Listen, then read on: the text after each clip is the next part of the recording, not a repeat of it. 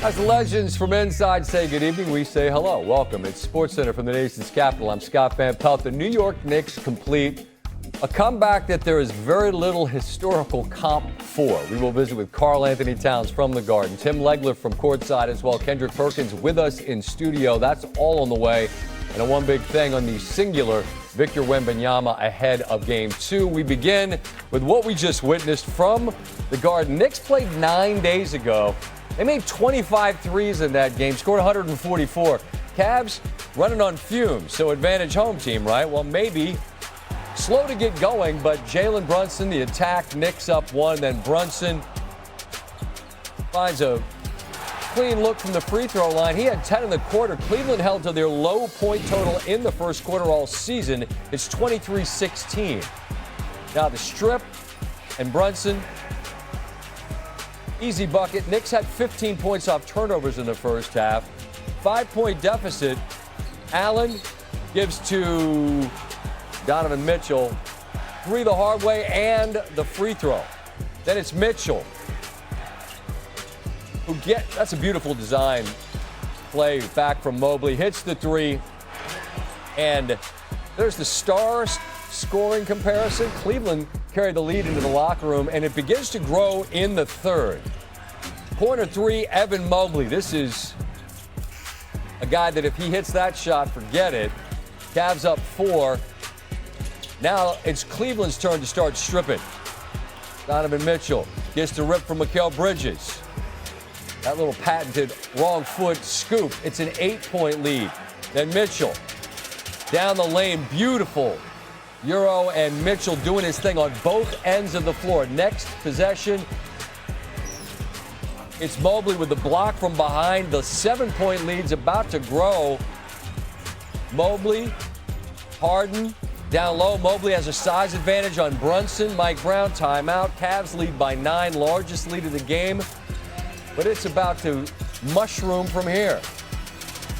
Then Schroeder on the drive, give to Jarrett Allen, easy layup, 11. Sam Merrill, shooter, a little bit off his spot, no problem. Gathers and buries that, the lead's 14. Then it's Mitchell, working on Brunson. There's that same shot you saw in transition, it's a 16-point lead. Cavs are 28-1 when they enter the fourth quarter with a double-digit lead. It's a 22-point game. A little more than 7.5 to go. Brunson float game up. 20-point game. All right, it's 14. It was right around now that Steve asked, can they get it to 10? Beautiful shot there. Tough angle off glass, 12-point game. Well, now it's 10. Can you get it to single digits? Again, it's Brunson off glass. He does as he pleases in a sea of larger men. Shout to Action Brunson. All 3 of these, and now it's an 18-1 run for the Knicks. It's a 5-point game. We're back in the ball game. Off the miss. This was a key sequence. A 7-point game. Scott Foster comes running in and calls a foul. Kenny Atkinson smiling, but he's not smiling. So it's still a 7-point game, but the Knicks get an extra possession, if you will. Mikal Bridges, the step-back 3. Now it's 4. Knicks down 6. Under a minute and a half. Brunson, kick, Bridges, bottoms. It's back to a 3-point game.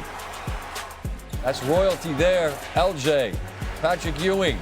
And now this is one of the shots of the night. Down 3. Landry Shamet. It's bouncing all around. Not quite the same as Halliburton as last year, but it's the same idea. It's a 3 that finds the bottom that looked like it might miss. Now it's James Harden. Isolating on Brunson. He gets the bucket. But right back at you. It's Brunson again. How many times in the fourth off that corner of the glass we're tied? Again, it's Harden. Merrill from deep, and it's halfway down and out. That's excruciating if you're on Cleveland, if you're rooting for Cleveland. A lot of different things, mostly as it relates to the ball game, because now we go to overtime. Put 5 minutes on the clock, and it's more of the same. Brunson, they're attacking Harden, and there's no answer. Again, same deal, the kick out. OG Anunoby goes baseline, bully, and it's a 6-point lead. And Shamet, who was huge on the defensive end, one more time. Huge three. That's it, that's all. They come roaring back, finish the game on a 44-11 kick. And New York cheering a victory that was not seemingly in the cards. That's a gutting loss for Cleveland. 1-0 Knicks. Karl Anthony Towns joins us after a remarkable comeback in the Garden. You are up 1-0 in the Eastern Conference Finals. Now, Karl Anthony, I know you guys are wired to compete for 48 minutes. You're not going to punt on a game ever. But at what point do you realistically begin to entertain the thought, we might win this basketball game? The whole game. The whole game. If anyone watched us last year when we was in Boston, I feel everyone counted us out in those first two, and we did exactly like this. So shout out to our team. The grit we showed, the resilience that we showed, and, of course, Jalen Brunson was special. Our team showed up defensively in the fourth and overtime, and that's how we're going to leave MSG tonight with a win. I appreciate the answer. And obviously, when you've got the guys you got, you don't give up. But, I mean, you're down 22 and you guys can't make a shot. You're 4 your first 24. At some point, you know the ball is going to start to go in. When it does, describe for me the value of the Garden when that place gets completely behind you as they were throughout the last fourth quarter and overtime. Anyone who's been to the Garden could tell you when the crowd is in the game and you feel that energy, you feel unstoppable. Our fans are the best fans in the world. They give us so much energy. They give us so much love. Whenever, we're feeling like the game is getting away from us, our fans put us back in the game. I really, truly feel the fans was the one that got us this win tonight. They gave us the energy to fight back and gave us the motivation to get it done. So much has been running through you at the point, and the ball's been going in the bucket at a ridiculous rate. But in that fourth, it's Jalen doing what he's done throughout. How much do you, when you see him cooking like that, is the idea just get the hell out of the way and let him do his thing? Hell yeah, exactly like you said. I mean, when he's playing that way and he's making points and buckets like that, I'm just blessed I get a front row seat to watch it.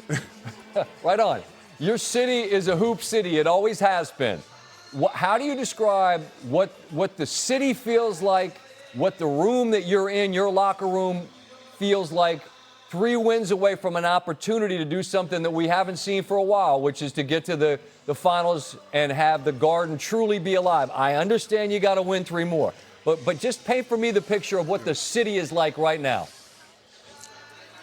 I mean, the city, honestly, I'm just proud and honored that we're giving the city something to cheer for, to be able to, come in every day. We sacrifice every day. We put the work in, and for our fans to recognize the work we're putting in, to support us, to show us love, and give us all the energy in the world to go out there and the motivation to get the job done every single night. It's special. The city's alive. The city believes. And as long as we keep giving the city something to believe in, sky's the limit. Yeah, nothing like it. You know what's wild? I'm just, as a last thought here, a year ago this time, I'm talking to Ty Halliburton because he hit a shot. I have no idea how it went in, but it did. I'm sorry to bring it up. I'm going to get to a better part of this question in a second. Landry Shamet hits a shot. I have no idea how it went in, right? Mm-hmm. I mean, maybe the basketball gods owe you one. I don't know. Like, when that shot goes in, what's the emotion, the sentiment that the group feels when a shot like that goes in that you had to have at that moment? I mean, it was a huge shot. Landry Shamet was special today. He was so special. He's really the X factor of the game tonight. He came in and played big minutes and hit some big shots. And honestly, too, the shots were not even the story of the game. It was the stops he helped us get, the steals, the pressure he applied on defense to the team, to the Cavs.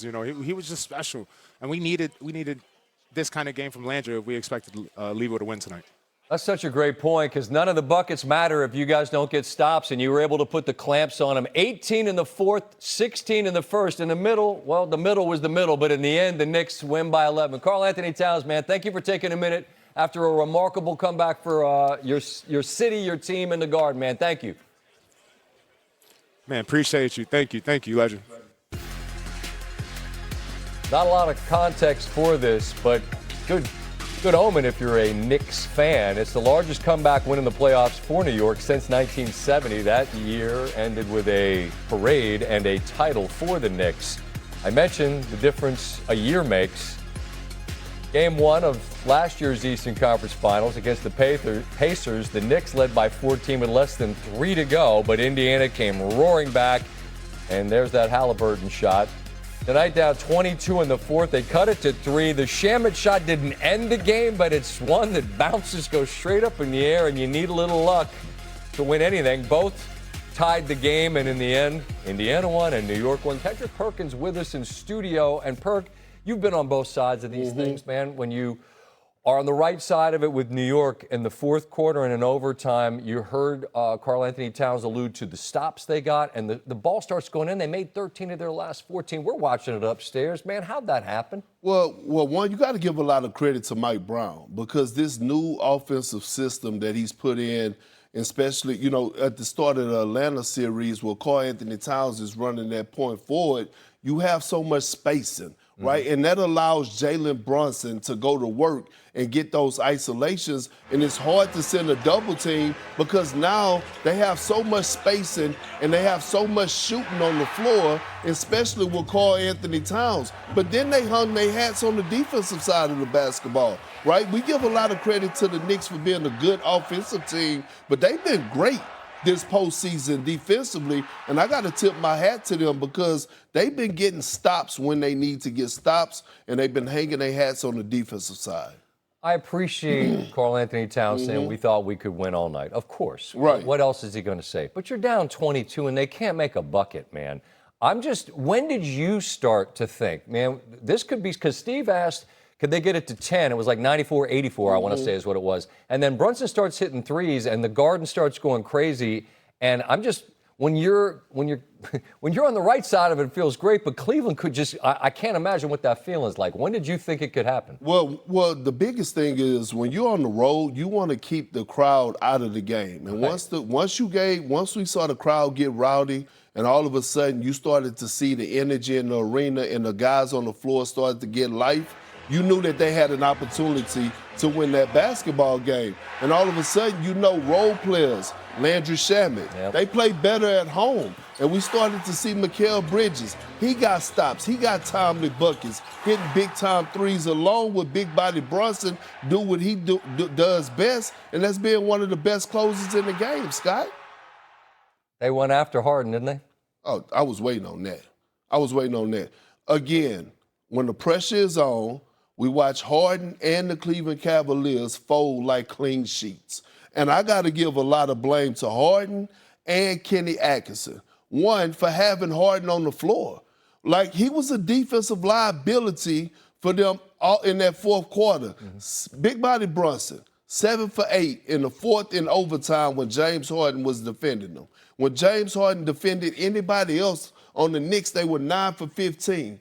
And last time I checked, Donovan Mitchell is still the number one option offensively for the Cavs. Yep. How many times did we see him standing in the corner and not touching the damn basketball? That's something I asked Tim Leggler about, that conversation coming in a moment. I'm going to continue this conversation with you in a moment on the cost of this loss for Cleveland. Here now some thoughts from that side, from Mitchell and Harden.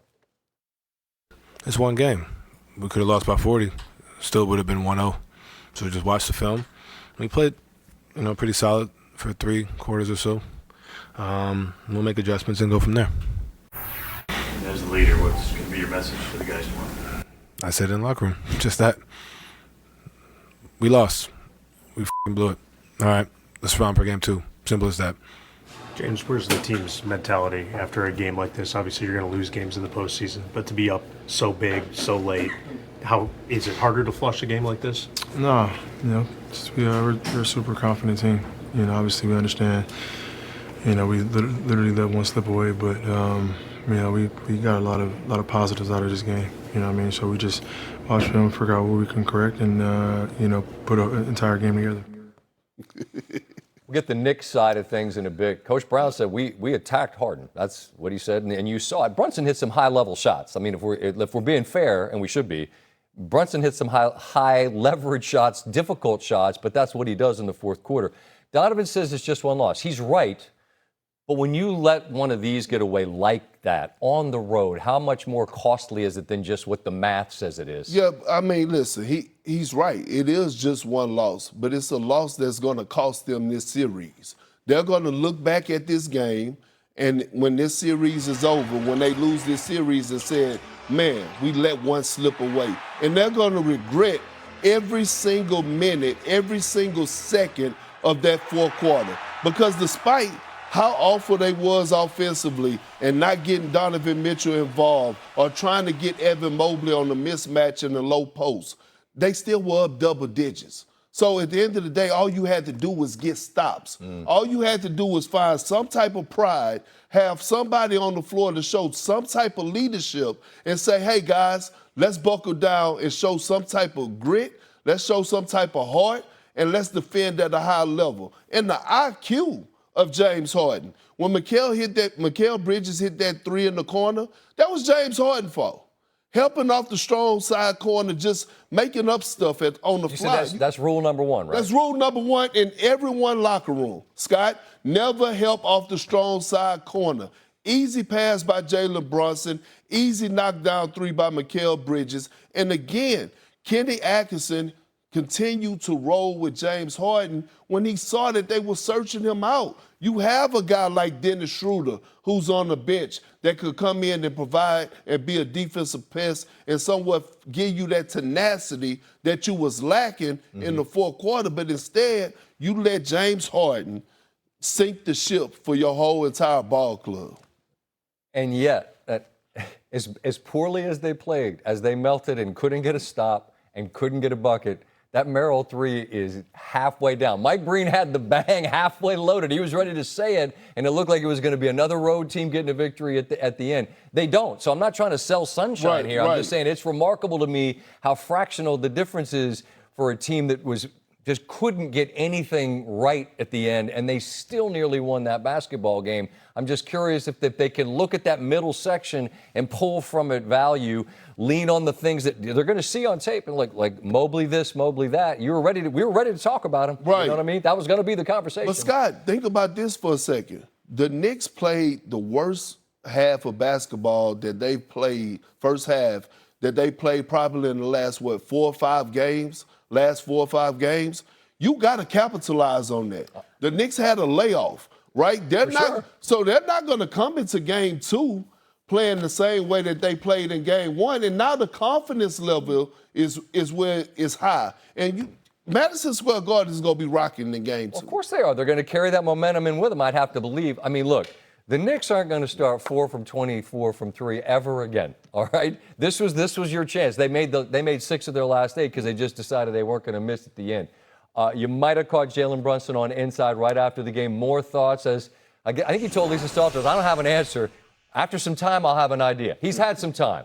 How'd you do it? It looked, when you're down 22 and even before that, and there was one time it looked kind of animated. It was kind of, what are you guys saying to each other? Keep each other going when it's not going right. Yeah, just keep fighting, keep chipping away. We're not going to get it back in one possession. Most importantly, sticking together. No matter how that game finished, habits translate, and so they get translate to the next game. So just finishing the game strong, regardless of whatever's going on, making sure we're having the right habits. So we'll be going to the next game. We're doing what we're doing. We're not just giving up. We don't want to give up ever. And so just having faith in each other. Perk, you were up on that screen right there, and you and I made a vow when these playoffs started not to overreact to anything, right? Right. Okay. I don't think this is an overreaction to anything. You win a game like this in your New York. You've been through this. When you win a game you have no business winning, how do you kind of package it, put it in a bottle, and bring it with you to the next game? Is that something you do? Absolutely. You build from it. And, Jalen Brunson said something real special right there. He said, we got to continue to stick together, right? And I've been in a situation like this in the 2008 finals, right? When we was on the road, we was down double digits, Scott, and we had to go get that game. And it was a possession-by-possession game. And you could see and feel the energy, the spirit. I'm a huge body language guy. I'm always looking at body language. And at no point throughout the course of that game did I feel like the Knicks felt like they was going to lose or that they were out of it. I didn't see any complaining. I didn't see any, dropping of the head or pointing the finger. No, they just kept chipping away, making runs. And when you go in timeouts, most coaches, all they say, let's cut it to 15 by the 6-minute mark. Let's keep chipping away at it. And they kept getting stops. And I can't give enough praise to Karl Anthony Towns and how he stepped up his defense, because they didn't need Mitchell Robinson, because Karl Anthony Towns has been doing an outstanding job of anchoring that defense and cleaning up that glass like a fresh bottle of Windex. More to come as the home team stays hot. The Knicks grab a 1-0 series lead over the Cavaliers. It's their first lead at any point in the conference final since 1999, and Jeff Van Gundy was their head coach. They won that series in 6 games over the Reggie Miller-led Pacers. That was before high definition for the youngsters. New York's comeback, one for the ages, second largest fourth-quarter comeback since we began tracking this in 1998. The only larger comeback came in the first round, the Clippers against the Grizzlies. We're at conference finals, so the stakes are more significant. The Knicks have dominated at various points this postseason, but never quite the way they did on the way to a 44-11 run to end it on Tuesday. They went 15 for 21 from the floor in that span. Meanwhile, Mitchell and Harden combined to go 1 for 10. Knicks get the win. Joined now from the Garden by Tim Leggler, site of really an astounding comeback. And Tim, you're sitting there courtside. What allowed the Knicks to do what they did, and what allowed Cleveland to melt in the fashion in which they did? Well, Scott, we've made so much about the Knicks offense and changing it up and putting Karl Anthony Towns more at the top and facilitating. And a lot of that is true during this run they've had over the last 7 games. But when push came to shove, and game 1 was on the line, they went back to Jalen Brunson, middle of the floor, hunt who you want, and just go to work. And the Cavs at that point with a big lead started out saying, you know what, we're going to let him operate one-on-one, even if it is against James Harden, the matchup he would like, because we're not going to allow 3-point shots, because that's how you really make that type of a comeback. Problem was Brunson made like 5 shots in a row, and now you get it to a workable margin with enough time. The decision to double team then comes. It opens 3-point shooters. It opens drives for OG Anunoby out of the double team. So really, it all comes down to Jalen Brunson unlocking the Knicks offense and doing it really single-handedly, and then just reading it from that point on. This was a superstar putting a team on his back, refusing to accept that they were going to lose this game. I'm with that, but on the other side, you have a superstar in Donovan Mitchell, and it felt like Cleveland didn't look to him. I don't get that. What do you make of that seeming absence from Mitchell? And more than anything, it was that he wasn't the guy that had the ball in his hands a lot. Well, I think he got his ankle rolled up on late. I don't know if that was a factor. He was still on the court, but it was bizarre to me, if he's on the floor, that you're not initiating with him. He had an efficient night the entire night, and he's coming off of a Game 7 in which he played incredibly well. So that's where you go. That's your star. I know you've got James Harden as well, but James Harden did not have a night where he was scoring the basketball. He was turning it over a little bit. He can still break you down. But when you see that game start to get away from you, to me, it's got to be in the hands of Donovan Mitchell and let him go decide how this game is going to end offensively for the Cavs. They just didn't get there. And then I'm going to tell you, I did see some 3-point shooters across the board for the Cavs look tight on some of those looks that they had that really could have stopped that Knicks run and stalled some of that momentum. They didn't look comfortable. Seemed like they wanted the clock to run out once they had that big lead, and the aggressive mindset shifted to the Knicks. They smelled it, they went after it, they got it. Yeah, it felt like Mike Breen might have had the bang halfway loaded, but Merrill's shot comes out, and New York rides the momentum to a victory. They grab Game 1. Tim, appreciate the time. I'll visit with you throughout the series. Thank you. No doubt, Scott. You got it. Some other significant news from the NBA. Jason Kidd out as Dallas Mavericks head coach. Mutual parting of the ways is how the departure is being framed. New president Masai Ujiri and new GM Mike Schmitz are now starting over. Ujiri saying, quote, "We believe this is the right moment for a new direction for our team." Now, I rarely buy any relationships end being described as a mutual decision, but to some extent here I do. After Kidd expressed a desire to be considered for the front office and was frozen out, he could see the Mavericks' future wasn't going to include him. When Ujiri was not definitive, I should say, keeping him when he was introduced a couple of weeks ago, that said it all.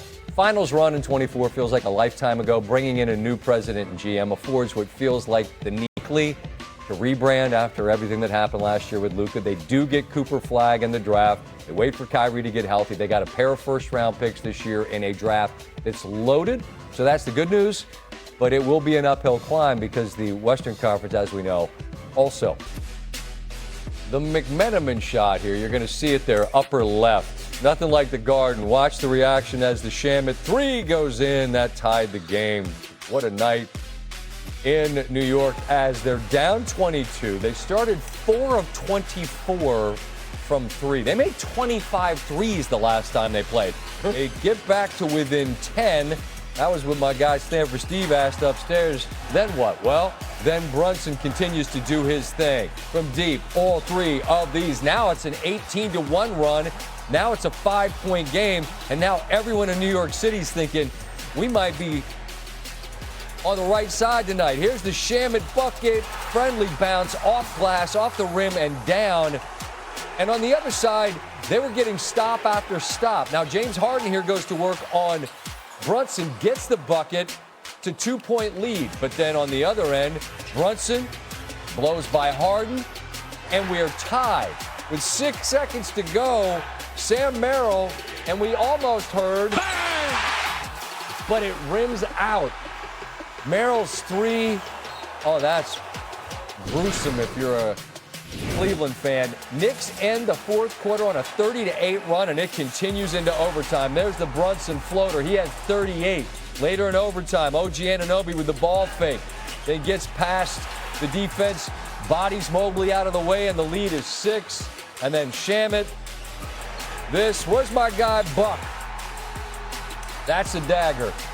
44-11 ends the game for New York, and they are able to win game 1. And in the fourth quarter, if you're interested in such things, according to DraftKings Sportsbook, they were plus 8,000 live to win, about a 1% chance. In the last 30 seasons, teams are now 2-594 when they trail by 22 or more in the fourth quarter of a playoff game, as the playoffs, both the Western and Eastern Conference, off to overtime starts. Some players have tried to win the championship with a ring for years and haven't made it, and I don't want to be one of those. Wembanyama rolls to the back. Oh, okay. You're seeing things you never saw before, Mike. 5-on-4. Wemby's going to pull a deep 3. Oh! Victor Wembanyama, are you kidding me? He's unbelievable, folks. He's unbelievable. One big thing. A day later, it still feels difficult to avoid saying things that feel ridiculous about what we saw Victor Wembanyama do in Game 1 of the Western Conference Finals. Got to fight the urge not to allow hyperbole to overpower. The beginning of that word is hype. And on this show, it began in 2020 with this from a guy who's now the general manager of the Dallas Mavericks. I'm looking at potentially the best prospect in all of Europe, regardless of age. His name is Victor Wembanyama. Now, he's only 16 years old, okay? So you don't want to put too grand of expectations on him. This kid has #1 potential written all over him. Over the years in sports, there have been countless next this or that, and much of it turns out to be overdone. Not this one. All the excitement about what he might be, if anything, now seems undersold. Monday night, it felt like we were all doing some version of the same thing, which is trying to make sense of this performance, this human being. And it's not as if he wasn't known to all of us prior to Game 1 against the reigning champs, but the totality of what happened felt like a moment where the calculus changed. A mythical possibility is morphing into something more in real time. Texting with Mike Tirico, who was on the call for NBC, and he shared that in the handful of times that he's been courtside, there are always several plays a game he's just never seen before. We settled on one word to describe Wemby: singular. The three to tie it with less than 30 seconds on the clock in overtime, down 3, in a game they had mostly controlled, wasn't just clutch. As the Ringer pointed out, the shot he stepped into from more than 32 feet with complete conviction and zero hesitation, that was the longest shot he's made to date in his career. But that's just one moment. On a night he played 49 of the 58 minutes, also a career high, and saw him impact this remarkable game in ways large and small that are too numerous to count. And there are many things that are frightening about this young Spurs team and this 22-year-old star to consider. As thoughtful and interesting as he is off the floor, as honest as he is about his desire to be seen as the best, on the floor, he is ferocious. That edge is not hidden. If he truly despises Chet Holmgren, or if it's just one of a million NBA Twitter constructs, you don't have to squint to see it. I just think he's coming for everyone. But it's stunning. As he and his team were, it took all of that to finally put the reigning champs down just one time. And this series remains a race to 4. Undoubtedly, the Thunder are going to be scheming to try to figure something out. But what if Victor Wembanyama already has? And a scarier thought, if he hasn't. Celebrating a huge comeback there, Kendrick Perkins alongside. I want to get your thoughts in a moment on Coach Brown of the Knicks saying the quiet part out loud about James Harden. Coach, in the fourth quarter there, you got a lot of Brunson on Harden. I mean, was that just something you guys were looking for, and is that kind of an advantageous matchup for you that really helped you guys down the stretch? Yeah, it's sometimes you got to do what the game dictates, and they were trying to do the same thing with Jalen, and so we said, okay, we feel like we can play that game. We try not to play that game much, but we feel like we have a guy that we can play that game with, and Jalen, and so just like we have to try to figure out different ways to guard Harden and Mitchell, they got to figure out different ways to guard Jalen. But there's no secret we were attacking Harden. He spoke for quite a long time, where I understand what he's saying. We've got a guy in Brunson, but like when you say attack Harden, I mean, like that's what they did. Scott, that was one of them, I said it, we done it, what you gonna do about it? We don't believe that you're gonna do nothing about it. And if you're James Harden, I know he said the other day, what chatter, but you're going to see this. And if I'm Kenny Atkinson, I'm going to show James Harden this, and I'm going to call him out. Look, I always call one of my great brothers from 2008 out, and I love him to death, Eddie House. You remember Eddie House? Of course. Eddie House was known for what, Scott? A shooter. He was a bucket. Right? We used to challenge Eddie House because he was the backup point guard. Can you get down and can you slide those puppies defensively? We saw Eddie House get stops when it mattered the most. Mm-hmm. James Harden is way more athletic than Eddie House is. Mm-hmm. At some point, it got to come from here, and you got to want to do it. You got to say, hey, man, enough is enough. I see that y'all picking on me. Y'all can't do this, and I'm about to show the team and prove to myself that I got pride to get some stops, and this is not going to work. Okay. Well, we'll see what Cleveland has in store in Game 2, adjustments and all of that. Sure. We're joking about what adjustments Oklahoma City can make as it relates to Wembanyama because he's going to be the same force, right? I mean, he's just an enormous human being that's incredibly gifted. From the Thunder's perspective, what do you try to do in Game 2 to counteract that guy? Well, there's one person that I'm looking at. Who's that? It's Chet Holmgren. And it's no secret. We know that they've been beefing since they've been in high school. It's beef there. But Wemby is ready to make hamburgers and Chet is not. And when you think about what Chet needs to do, it's no more of this, I'm going to be a help defender, because I understand what the Thunder are trying to do. They're trying to put a Luke Dortz, Jalen Williams, or Alex Caruso on them and have Chet as the weak shot blocker. That don't work no more. Wemby is the most dominant player in the NBA. Mm-hmm. Chet Holmgren got to pull his pants up and be a grown-ass man out there and accept the challenge. And it's not like he don't know. Because if we go back to his social media, when they first started battling it out, when Wemby first got in the league, they used to go back and forth. Chet had his tweets out there. We could go pull up receipts. So you know this man has a hatred for you. You know that he don't like you. And where's my camera at? Right. To his family members, Chet, tell Chet that Wemby don't like him. He hates him. He has nothing for him. Every time he gets on the floor, he wants to annihilate him. Chet got to understand that and protect his house and protect his pride. I was impressed by the fact that the Spurs were able to answer every answer from the Thunder, because the Thunder were not going quietly away. And in fact, they led by 3 in overtime before Wembanyama hit that bomb here. I'm interested to see what happens with Fox on the floor in game 2. I'm told we got a wrap. We'll continue the conversation whether you're in the screen or whether you're sitting right here. Scott, I'm coming back. I'm Are coming you? back. Yeah, I love being there. I love being in the studio with you. My man likes East Coast. My man likes East Coast studio shows, and we got room for you, big fella. Thank you. All right, Kendrick Perkins. Great to have him in studio.